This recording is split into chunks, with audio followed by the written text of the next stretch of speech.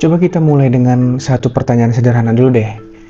Kalau misalkan kita mundur nih, jauh sebelum manusia ada nih, sebelum ada kota-kota, sebelum hewan-hewan yang kita kenal sekarang nih ya, sebenarnya sih kayak apa sih bumi waktu itu tuh?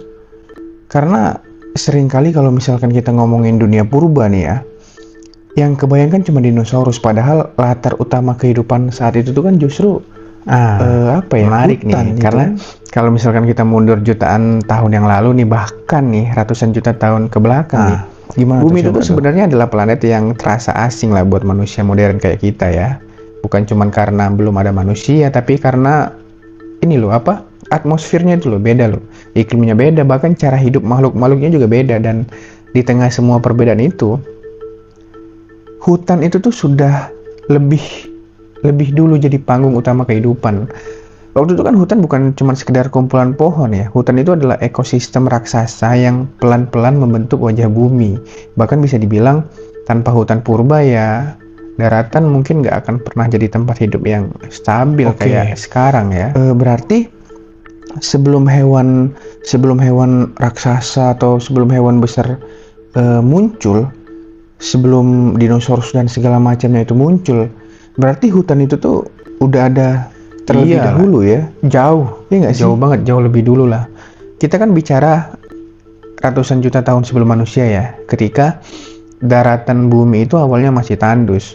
Awalnya juga kehidupan itu cuma ada di laut, dan daratan itu tuh keras, panas, terus juga penuh radiasi, nggak ramah sama sekali lah. Tapi kan pelan-pelan tumbuhan sederhana mulai berani nih naik ke darat nih. Begitu tumbuhan mulai menetap, mereka nih apa ya, ngubah segalanya lah. Tanah yang tadinya itu cuman batuan-batuan mati itu punya lapisan organik.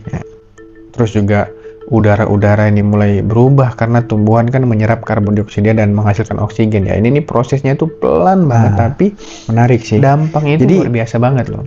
Bisa dibilang inilah ya, hutan purba itu tuh bukan cuman tempat hidup buat makhluk-makhluk purba ataupun pohon-pohon purba, tapi juga jadi mesin yang bikin bumi kita ini tuh jadi layak huni kayak sekarang. Iya, betul. Jadi kan hutan purba ini adalah mesin ekologis ya. Mereka ini ngatur suhu, ngatur siklus air, bahkan ngatur komposisi udara. Iya. Ya, tanpa disadari, hutan-hutan yang zaman dulu ini tuh bikin bumi tuh pelan-pelan berubah dari planet yang asing nantinya jadi rumah bagi kehidupan yang benar-benar kompleks lah. Dan yang menarik, hutan purba itu tuh nggak langsung seperti kayak hutan sekarang ya. Dulu mah nggak ada itu bunga warna-warni, nggak ada tuh buah-buahan manis, bahkan burung aja nggak ada. Yang ada itu tumbuhan aneh lah menurut standar manusia modern kayak kita sekarang ya. Pakis raksasa, lumut yang tingginya setinggi manusia, terus pohon-pohon primitif yang belum ada biji lah. Ini ya apa, kedengarannya tuh kayak dunia yang apa ya, dunia yang sunyi, sepi, tapi sebenarnya liar ya kan. Tapi kan sunyi ini dalam arti belum ada suara-suara burung ya. Bayangin aja hutan yang lembab, gelap, penuh kabut, terus juga dengan udara yang berat udaranya. Serangga-serangga juga belum banyak, hewan darat juga masih sangat-sangat terbatas. Tapi justru di situ eksperimen besar kehidupan itu lagi berproses, lagi sedang terjadi lah. Setiap akar yang tumbuh nih ya, setiap daun-daun yang jatuh terus membusuk, itu tuh semua bagian dari proses panjang yang membangun ekosistem darat nantinya. Hutan-hutan ini terus berubah tuh selama jutaan tahun panjangnya, berevolusi seiring perubahan iklim sama pergeseran benua ya. Ya. Berarti hutan purba itu tuh nggak ini ya, apa ya bahasanya, nggak statis ya, bukan satu jenis hutan aja yang bertahan lama gitu. Ini tuh kalau menurut gua nih ya, poin penting nih, karena hutan zaman dulu, hutan purba itu tuh selalu berubah. Ada masa di mana bumi kita nih lagi panas-panasnya, ada masa di mana bumi kita nih lagi dingin-dinginnya, ada periode bumi itu dipenuhi rawa-rawa raksasa, ada juga masa-masa keringnya yang ekstrim, Dan setiap perubahan itu tuh bikin hutan ikut beradaptasi lah. Atau malahan hancur, runtuh, terus nanti tumbuh lagi dalam bentuk yang baru gitu. Makanya kalau misalkan kita ngomongin hutan purba itu tuh sebenarnya bukan cuman satu jenis hutan doang, tapi rangkaian panjang banget hutan-hutan yang berbeda. Itu terus berkembang, muncul, punah, terus nanti digantiin lagi sama hutan berikutnya gitu. Kayak recycle lah. Nah, iya. Semua itu tuh terjadi bahkan tanpa manusia, tanpa kita, ya nggak ada itu, nggak ada manusia, nggak ada campur tangan teknologi, nggak ada penebangan, tanpa manusia, jadi alam tuh tangan teknologi kerja sendiri lah. Tapi bukan juga berarti damai ya, keras dunia purba itu banyak spesies gagal bertahan, banyak hutan yang hancur karena perubahan iklim yang ekstrim, belum lagi letusan gunung berapi atau perubahan kadar oksigen. Tapi justru dari kegagalan itu muncul bentuk kehidupan baru yang lebih kompleks nih. Hutan jadi kayak laboratorium alami lah, yang paling terbesar lah dalam sejarah. Nah, kalau misalkan kita ini nih menaik mesin waktu nih, misalkan kita terus balik ke ratusan juta tahun yang lalu nih.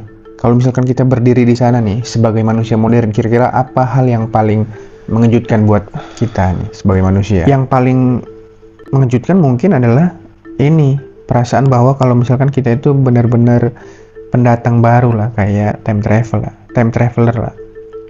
Hutan kan udah ada ratusan juta tahun nih ya sebelum kita muncul nih ya.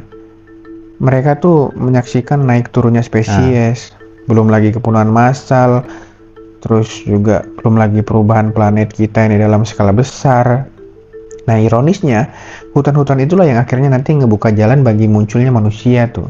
Nanti jadi tanah tuh jadi subur, terus oksigen ini melimpah, terus nanti iklim jadi relatif agak stabil. Semuanya itu warisan dari proses yang benar-benar panjang ya, yang dimulai dari hutan purba itu. Seru banget ya.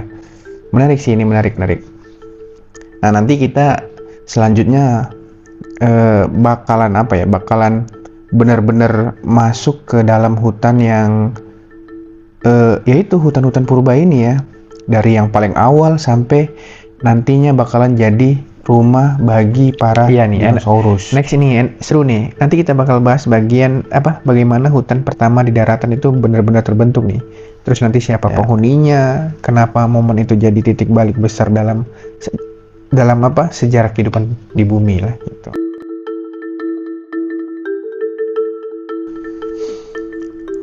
Nah, tadi kan sebelumnya kan kita udah agak kebayang ya betapa asingnya bumi jutaan tahun yang lalu. Nah, sekarang gue penasaran nih, momen apa sih yang bisa dibilang sebagai titik awal kehidupan di daratan tuh? Kapan nih sebenarnya bumi yang tadinya kosong itu tuh mulai terisi? Nah, kalau misalkan kita nyari satu momen kunci nih ya, itu tuh kejadiannya itu ratusan juta tahun yang lalu nih, jauh sebelum ada dinosaurus nih. Menarik nih. Saat itu tuh daratan bumi itu masih sepi tuh, isinya cuma batu, pasir, terus juga permukaan keras yang kena panas matahari langsung ya. Tapi pelan-pelan makhluk hidup kecil dari laut nih mulai naik nih ke daratan nih. Bukan hewan ya, tapi kayak tumbuhan apa ya? Tumbuhan sederhana gitu. Awalnya kan bukan pohon, tapi bukan hutan juga. Yang pertama muncul itu tuh organisme mirip lumut. Terus tumbuhan kecil kayak nggak ada akarnya gitu.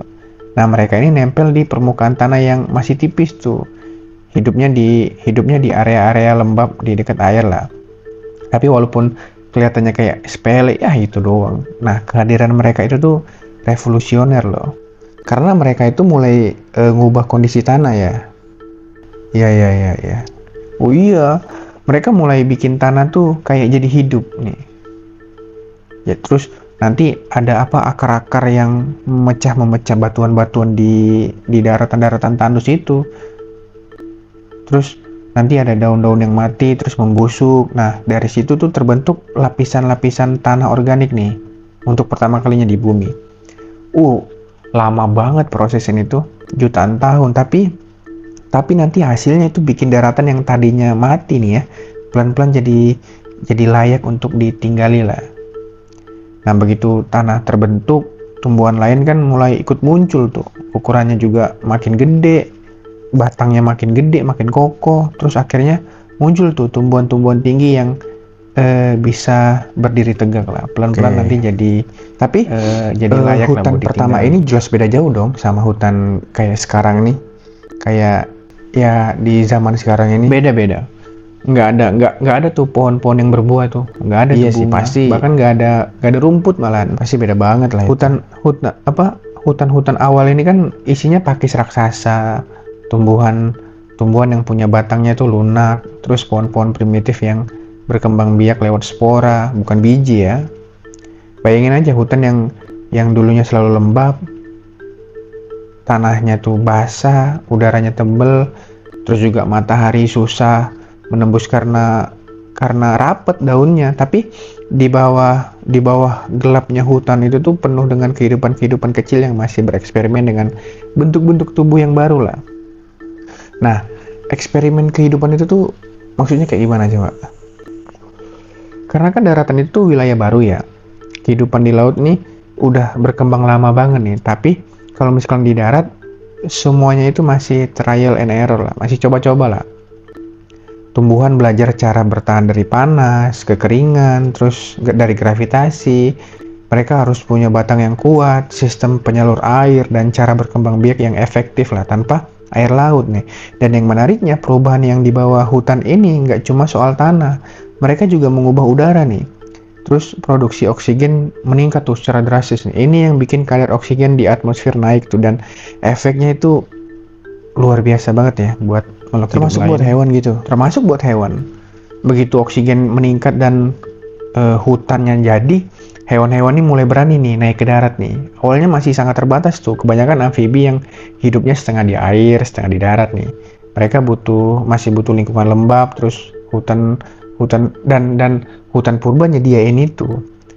Jadi hutan ini jadi tempat yang aman lah. Ada makanan, ada perlindungan, ada iklim mikro yang lebih stabil dibanding daratan terbuka lah. Jadi bisa dibilang hutan pertama ini adalah inkubator kehidupan darat lah. Hutan ini tuh pasti bakalan punya tantangan besar juga dong. Kayak misalkan kebakaran alami, banjir, terus juga perubahan iklim ekstrim. Karena kan bumi saat itu tuh belum stabil ya. Benua-benua Pangea itu tuh masih bergerak gitu. Iklim tuh bisa tiba-tiba berubah drastis dalam waktu geologis yang singkat aja gitu.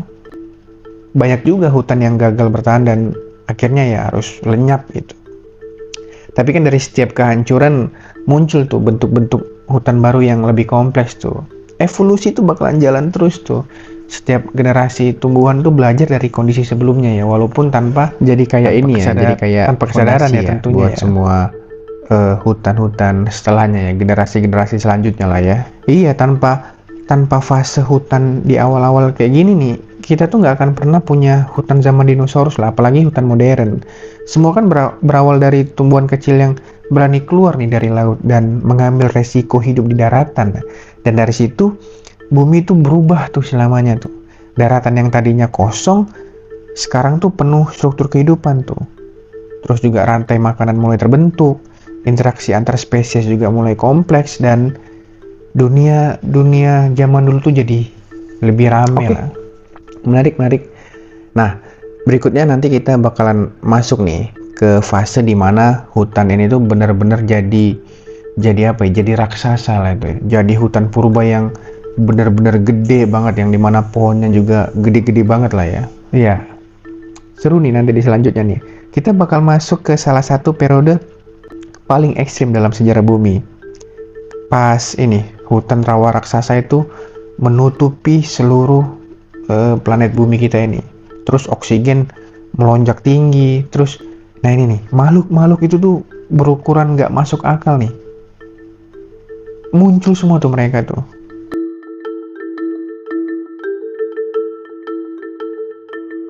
Nah, tadi kita sempat nyinggung soal periode ekstrim nih. Ketika hutan ini tuh bukan cuma ada tapi benar-benar mendominasi bumi ya. Nah, ini yang bikin gue penasaran, seberapa ekstrim sih kondisi bumi waktu itu tuh? Kalau misalkan kita mundur nih, sekitar 360 sampai 300 juta tahun yang lalu nih. kita nanti masuk ke periode yang disebut zaman karbon, dan ini bisa dibilang salah satu era paling aneh dalam sejarah bumi. Karena waktu itu sebagian besar daratan itu dipenuhi hutan rawa-rawa raksasa yang nyaris nggak pernah kering loh. Bayangin planet yang sebagian besar wilayah daratannya itu lembab, panas, dan tertutup vegetasi yang benar-benar rapat.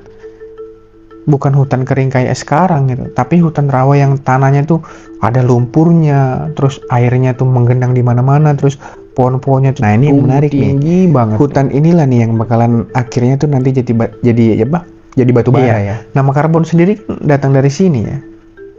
Daun, batang, terus akar tumbuhan raksasa yang mati jatuh ke rawa-rawa, ketimbul lumpur, terus kekubur jutaan tahun tanpa sempat terurai secara sempurna.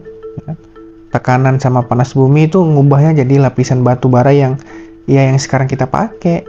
Tapi kalau misalkan di zamannya, hutan ini adalah mesin penghasil oksigen lah. Kadar oksigen di atmosfer waktu itu tuh jauh lebih tinggi dari sekarang ya. Dan nah ini nih efeknya, ini nih luar biasa banget. Ini nih yang gue suka nih. Ini yang bakalan bikin nanti hewan-hewannya itu jadi gede-gede banget ya, jadi raksasa banget ya. Iya, dengan oksigen yang tinggi, hewan ya, terutamanya serangga nih ya, itu nanti bisa tumbuh jauh lebih besar lah. Ada capung ya, gara-gara oksigen tinggi sebesar elang. Terus juga ada kaki seribu yang panjangnya hampir 2 meter. Dunia serangga waktu itu benar-benar kayak mimpi buruk kali, mimpi aneh lah. Bukan cuma serangga juga ya, tapi amfibi itu jadi penguasa darat utama. Mereka hidup di sekitar rawa, berburu di antara akar-akar pohon raksasa, terus berkembang biak di lingkungan yang hampir selalu basah, nggak pernah kering. Nah, kira-kira kalau misalkan manusia ada di situ, bisa nggak kita hidup? Kemungkinan besar nggak sih, nggak nyaman malahan.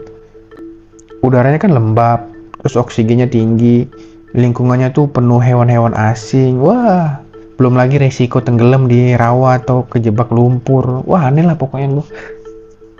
Belum lagi hutannya kan gelap. Kan kanopinya itu kan tebel banget tuh. Jadi sinar matahari itu susah tuh tembus ke dalam. Di bawahnya ya suasananya ya remang-remang, berkabut, terus penuh suara makhluk yang belum kita kenal sekarang lah. Pokoknya kayak dunia alien lah kayak. Pasti kalau yang ngedenger nih, yang nonton ya, cerita ini tuh kedengerannya tuh kayak dunia alien. Sebenarnya ini bumi. Nah, ini penting nih buat diingat ya, bumi itu nggak selalu ramah nih kayak sekarang nih. Ada masa di mana bumi itu bukan rumah buat manusia lah, tapi justru di kondisi ekstrim kayak gini tuh evolusi tuh jalannya cepet tuh. Hutan karbon ini tuh jadi tempat lahirnya banyak inovasi biologis lah, kalau bisa dibilang. Salah satunya adalah munculnya reptil awal yang mulai lepas nih dari ketergantungan pada air untuk berkembang biak. Gue tuh nggak ngerti deh, maksudnya gimana tuh? Kayak revolusi besar lah. Reptil awal bisa bertelur di darat tanpa harus balik lagi ke air gitu ya. Artinya kan mereka bisa menjelajah hutan nih lebih jauh nih. Terus juga hidup di lingkungan yang lebih kering. Bisa juga tuh pelan-pelan nanti ngambil alih dominasi dari amfibi tuh. Dan seiring waktu iklim bumi kan mulai berubah tuh. Zaman karbon yang basah nanti itu perlahan tuh bergeser ke kondisi yang agak kering tuh. Banyak juga tuh hutan-hutan rawa tuh runtuh lah. Banyak juga spesies-spesies yang punah gitu. Tapi kan dari perubahan ini lahirlah kelompok makhluk baru yang nantinya itu akan sangat menentukan masa depan bumi itu. Jadi inilah ya bisa dibilang kehancuran hutan karbon itu tuh justru bakalan ngebuka jalan buat era-era berikutnya, ya kan? Iya, alam itu kan nggak sentimental ya. Kalau misalkan hutan raksasa ini runtuh, tapi dari reruntuhannya itu kan muncul dunia baru gitu, kayak nanti jadinya gitu kali ya. Reptil itu berkembang, terus lingkungan nanti jadi lebih beragam, dan panggung kehidupan pun nanti bakalan disiapin nih buat aktor-aktor baru yang nantinya itu tuh bakalan lebih ekstrim lagi tuh. Nah, ini nih yang bakalan kita bahas selanjutnya nih. Ya, nanti kita bahas di selanjutnya nih. Kita bakal fokus ke para penghuni hutan purba nih, makhluk-makhluk yang sama makhluk-makhluk yang hidup di dalamnya nih ya. Berburu, bertahan, terus juga berevolusi dari serangga raksasa nih nanti jadi sampai reptil awal yang nanti jadi cikal bakal penguasa baru di planet kita untuk selanjutnya.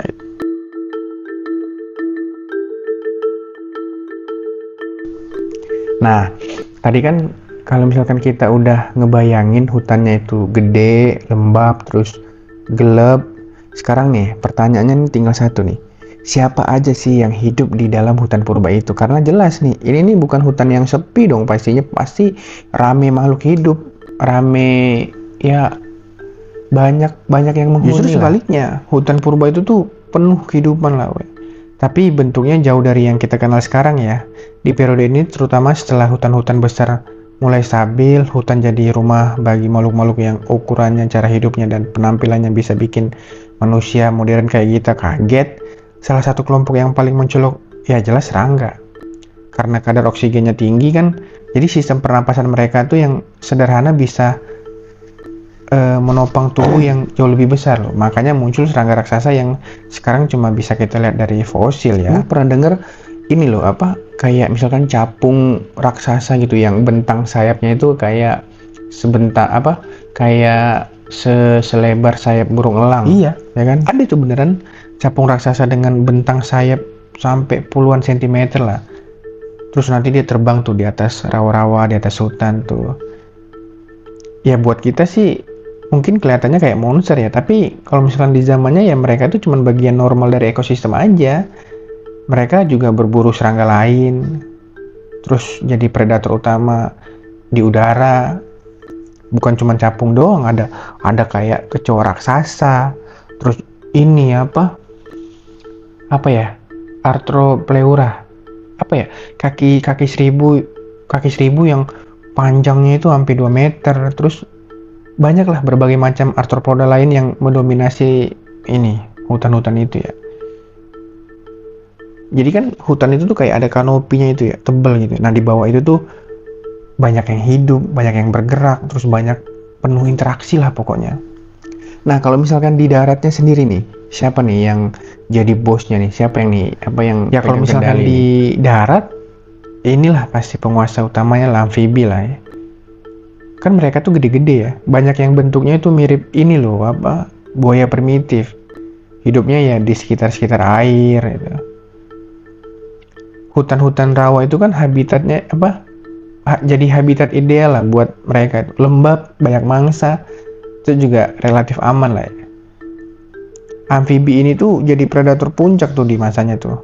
Mereka berburu ikan, serangga besar, terus hewan darat yang kecil. Tapi ketergantungan mereka pada air tuh jadi kelemahan nih buat mereka nih. Kalau misalkan katanya justru itu mulai berubah. Disitulah tuh reptil tuh mulai naik. Nah, disitulah tuh reptil tuh mulai muncul tuh sebagai pemain baru tuh. Mereka nggak terlalu bergantung pada air soalnya, karena udah punya kulit yang lebih tahan kering, terus juga telur yang bercangkang kan, telur-telurnya tuh kan bercangkang ya.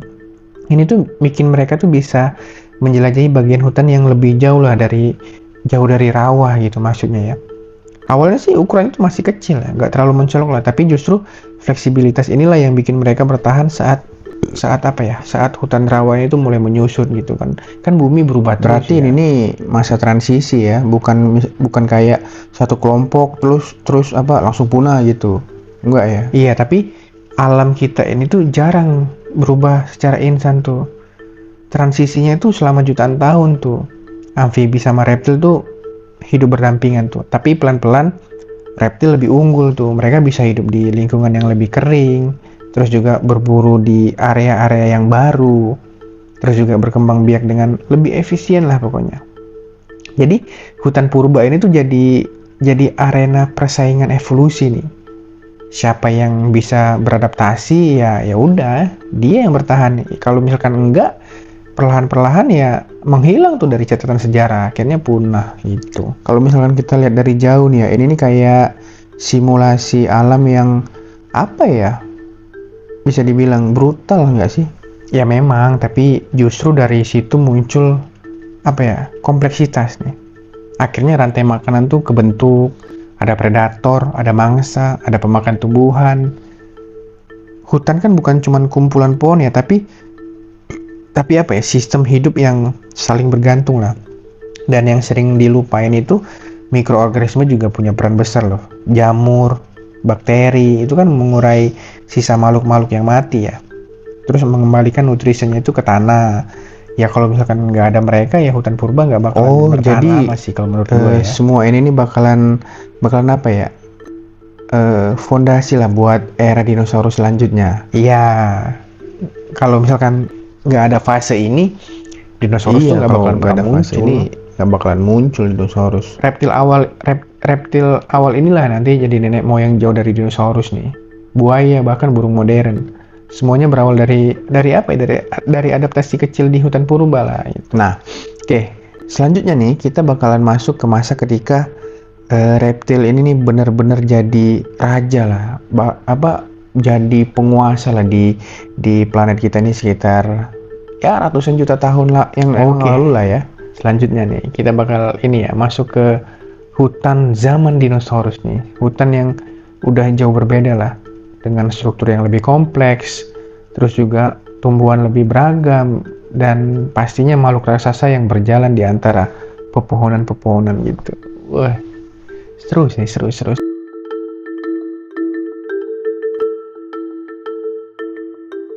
Nah, sekarang kita sudah sampai di bagian yang paling sering kebayang lah kalau misalkan kita ngomongin dunia purba ya, yaitu dinosaurus ya.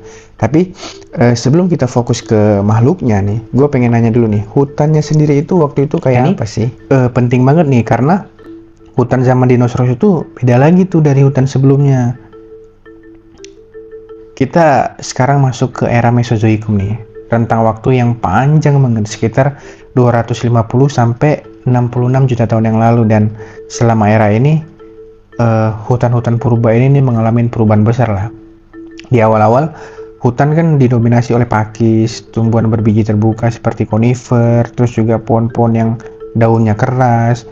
Belum ada tuh pohon berbunga kayak sekarang tuh. Jadi suasananya mungkin lebih mirip hutan pinus raksasa yang nyampur sama pakis lah. Pakisnya juga bukan pakis biasa ya, pakis yang setinggi-tinggi manusia gitu. Berarti masih belum ada tuh kayak bunga yang berwarna-warni gitu. Belum ada ya. Belum ada itu.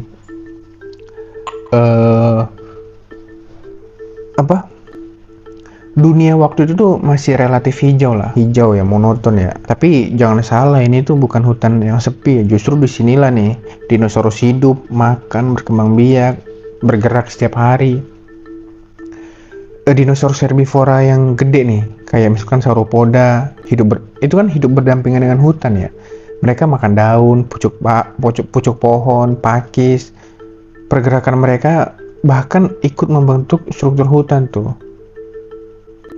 Jadi kan pohon-pohon tumbang tuh, terus akhirnya jalurnya tuh terbuka. Nah, nanti ada area baru nih buat tumbuh, buat tumbuhan. Jadi dinosaurus itu kayak bukan cuma penghuni biasa lah, tapi juga bisa dibilang ya, arsitek hutan kan. Iya, jadi kayak arsitek gitu. Hewan besar ini kan selalu punya dampak besar lah ke lingkungan ya. Sauropoda yang beratnya itu puluhan ton bisa merobohkan pohon-pohon kecil, terus menyebarkan bijinya lewat kotorannya dan menciptakan kayak mosaik habitat lah di dalam hutan. Nah, sementara itu dinosaurus karnivora kan berburu tuh di antara pepohonan tuh ya. Jadi hutan ini tuh jadi arena perburuan yang kompleks lah. Bukan cuma kejar-kejaran di tanah terbuka juga, tapi ada juga strategi, terus penyergapan, ada ngemanfaatin lingkungan juga. Tapi kedengarannya kayak hidup banget ya hutannya itu ya. Wah, hidup banget hutan dulu mah. Hidup banget. Selain dinosaurus kan ada reptil lain tuh. Ada serangga, ada hewan kecil yang mungkin sebenarnya jarang sih kita bayangin ya. Mamalia awal yang ukurannya kecil, terus hidupnya tuh sembunyi-sembunyi tuh di hutan itu. Mereka juga aktifnya malam hari karena menghindarin predator besar ini. Hutan ini juga bakalan jadi tempat berlindung nih dari iklim-iklim ekstrim. Walaupun bumi zaman dinosaurus itu cenderung lebih hangat ya, tapi tetap tuh hutan tuh menciptakan iklim mikro yang lebih stabil. Tapi kan era dinosaurus itu tuh panjang banget ya. Nah, pertanyaannya nih, apa hutannya itu tetap sama apa berubah-berubah gitu. Nah, ini nih yang sering dilupain ya. Hutan zaman dinosaurus itu tuh berubah-berubah terus. Benua kan bergerak terus nih, terus iklim juga berubah terus nih. Permukaan laut juga naik turun nih. Ada hutan yang hilang, ada yang nanti munculnya di tempat baru gitu. Nah, mendekati pertengahan era Mesozoikum nih terjadi perubahan besar yang bakal ngubah wajah hutan. Nah, ini baru nih tuh. Masuk ke tumbuhan berbunga ya. Ya, tumbuhan berbunga tuh mulai muncul tuh pelan-pelan nyebar tuh. Ya, awalnya kecil lah, sederhana, tapi mereka punya keunggulan besar tuh. Reproduksinya lebih efisien, interaksinya dengan serangga lebih kompleks, terus juga adaptasinya lebih cepat. Nah, begitu tumbuhan berbunga menyebar nih, hutan tuh jadi jauh lebih beragam tuh. Banyak warna tuh muncul tuh. Terus bau-bauan mulai berperan tuh. Dan nanti hubungan antara tumbuhan dan hewan nih jadi makin rumit tuh. Nah, ini gue yakin nih pasti bakalan ngaruh besar banget lah ke dinosaurus. Iya, ya kan? Beberapa dinosaurus beradaptasi dengan sumber makanan yang baru nih. Yang lainnya kegeser tuh. Ini kan nunjukin satu hal penting nih. Bahkan di masa kejayaan dinosaurus juga alam tuh tetap. Nah, next kita bakal fokus nih ke perubahan besar itu ya. Saat tumbuhan berbunga ini benar-benar mengubah apa ya? The game lah, permainannya lah ya. Ya, nanti kita bakal bahas gimana sih munculnya tumbuhan berbunga. Bukan cuman ngebuat hutan itu jadi lebih indah ya, tapi juga mengubah arah evolusi kehidupan di bumi kita ini.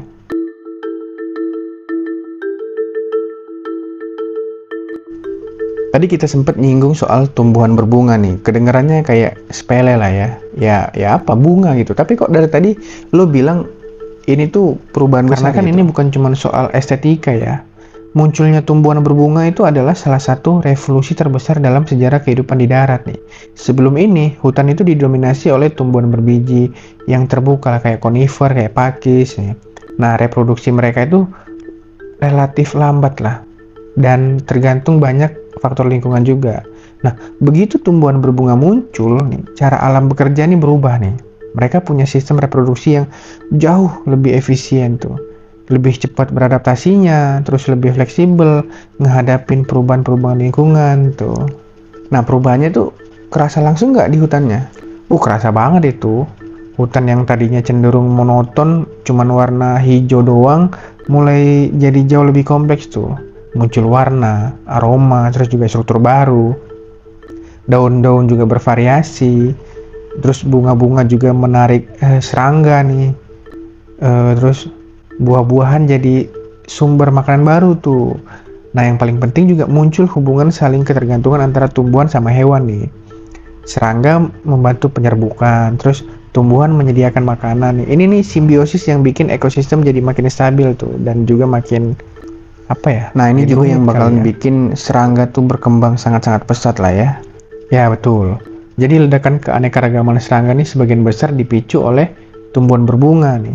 Lebah, kumbang, kupu-kupu, nenek moyang mereka tuh mulai berkembang pesat di periode ini nih dan rantai efeknya tuh panjang tuh. Terus juga mamalia kecil tuh mulai punya sumber makanan baru nih. Burung-burung, nenek moyang burung tuh mulai memanfaatkan biji, terus buah. Hutan tuh jadi jauh lebih ramai lah, bukan cuman secara visual ya, tapi juga secara interaksi. Kalau misalkan dinosaurusnya sendiri, gimana tuh reaksinya? Beragam. Beberapa dinosaurus herbivora itu bisa tuh beradaptasi sama manfaatin tumbuhan berbunga tuh. Tapi ada juga yang kesulitan karena pola makan sama cara hidupnya tuh terlalu spesifik tuh. Yang jelas dominasi dinosaurus tuh mulai pelan-pelan kegeser tuh. Bukan langsung runtuh ya, tapi mulai muncul kompetitor baru nih yang lebih fleksibel. Kedengarannya jadi kayak hutannya ini mulai bergeser ya, mulai jadi modern lah ya. Kalau misalnya kita masuk ke hutan di periode ini, kita bakal mulai mengenali banyak elemen yang masih ada sampai sekarang tuh.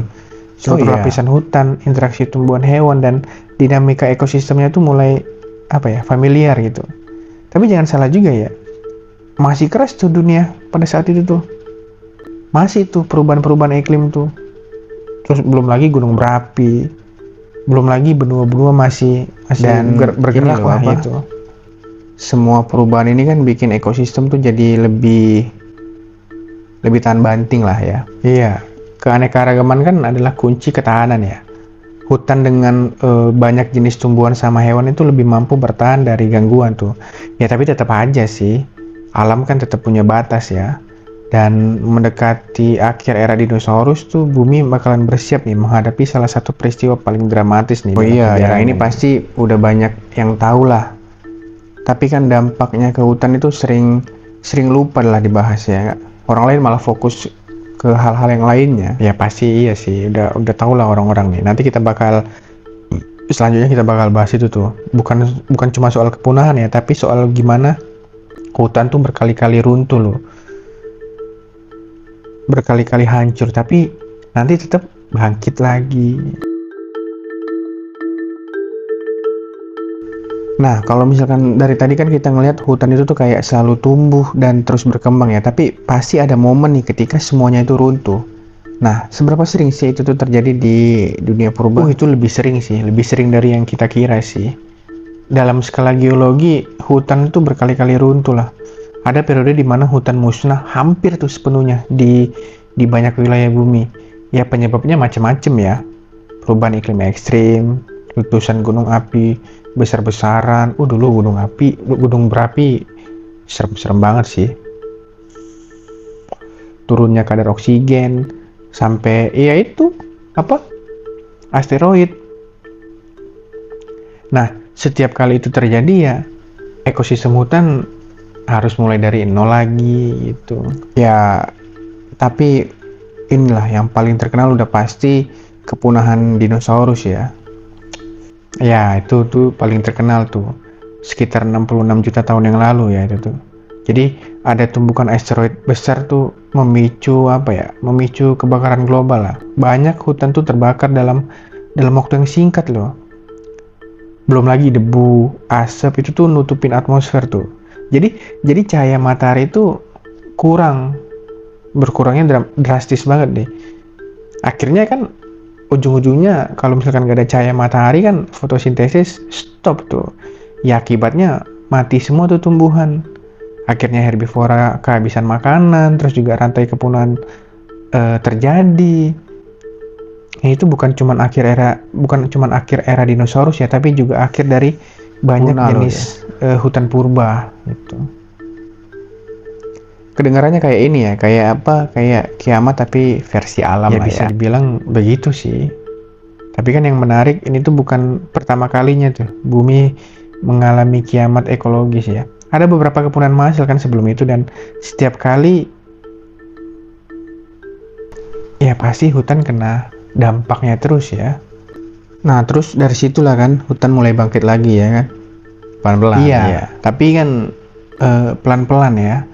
Lapisan tanah tuh baru tuh kebentuk kembali, terus juga tumbuhan lebih besar muncul tuh. Terus nanti hewan-hewan kembali mengisi ceruk-ceruk ekologi tuh. Lama tuh proses ini tuh jutaan tahun. Tapi ya konsisten gitu. Setiap hutan baru yang muncul itu tuh bukan salinan dari hutan yang lama ya. Selalu aja ada perubahan. Spesies baru muncul, terus juga struktur ekosistem berubah. Terus juga nanti ada keseimbangan yang baru tuh tercipta tuh. Kepunahan ini tuh bukan dalam tanda kutip bukan akhir dari segalanya lah ya. Ya bukan lah. Kepunahan itu tuh ibaratkan seleksi ekstrim itu tuh. Kejam sih, tapi ya itu kan gara-gara itu ngebuka peluang baru tuh. Kalau misalkan tanpa kepunahan dinosaurus kan mamalia mungkin nggak bakalan pernah mendominasi. Kalau misalkan kita tarik ke sekarang nih, ini agak ngeri juga nih. Iya, karena kan sekarang manusia tuh jadi faktor perubahan besar ya. Bedanya perubahan sekarang tuh terjadi jauh lebih cepat tuh dari ritme alami bumi tuh. Hutan kan dulu runtuh karena proses alam ya. Sekarang banyak yang runtuh karena ya itu aktivitas kita tuh. Ini tuh bikin kita sadar tuh betapa berharganya tuh hutan sebagai sistem penopang kehidupan. Nah, kita udah sampai ke penghujung nih. Nanti kita bakal tarik benang merahnya nih ke manusia ya. Nanti kita di segmen terakhir bakal bahas gimana sih semua hutan purba itu akhirnya ngebuka jalan tuh bagi dunia modern tuh, dan peran manusia di dalam cerita panjang ini ya pastinya ya. Oke, kalau misalkan kita tarik napas bentar nih, terus ngelihat keseluruhan cerita dari tadi nih, dari tumbuhan kecil di daratan kosong sampai hutan kompleks yang kita kenal sekarang nih, posisi manusia itu sebenarnya di mana sih? Kalau dilihat dari sudut pandang waktu bumi, manusia itu tuh pendatang baru lah. Hutan kan udah ada ratusan juta tahun yang lalu ya, sebelum kita muncul ya. Mereka tuh udah melewati zaman ekstrim, melewati kepunahan massal, ngelewatin perubahan iklim yang besar, bahkan jatuh bangunnya ekosistem tuh udah berkali-kali banget ya. Dan semua yang kita nikmati sekarang nih ya, kayak udara yang bisa kita hirup, terus juga tanah-tanahnya subur, terus juga siklus air yang stabil, itu bukan sesuatu yang muncul tiba-tiba doang. Itu tuh hasil kerja panjang ya hutan purba tadi tuh selama jutaan tahun tuh. Kita cuma nikmatinya doang. Oh, berarti kita nih hidup di dunia yang dibentuk hutan lah ya. Bahkan tubuh kita sendiri itu tuh, oksigen yang kita hirup, terus juga belum lagi makanan-makanan yang kita makan tuh, energi yang kita pakai itu tuh semuanya tuh terhubung ke proses yang dimulai dari hutan purba tuh. Mamalia juga kan bisa berkembang karena hutan yang menyediakan perlindungan dan sumber makanan. Setelah dinosaurus punah dari mamalia kecil itu kan akhirnya ya muncullah mamalia-mamalia lain dari tapi kan ironisnya sekarang justru gitu. Ini loh manusia yang paling cepet ngerubah hutan itu ya, justru itu tuh ironi yang paling besar ya dalam sejarah bumi ya. Kita ini kan muncul berkat kestabilan ekosistem ya, justru jadi agen perubahan tercepat nih terhadap ekosistem itu sendiri. Perbedaannya dengan masa lalu itu cuman kecepatannya doang. Dulu perubahan itu terjadi selama jutaan tahun. Sekarang dalam hitungan dekade juga hutan juga udah bisa lenyap, bisa hancur itu. Kalau misalkan hutan purba bisa bangkit nih berkali-kali, apakah hutan modern kayak sekarang ini bisa juga? Secara teori sih bisa ya.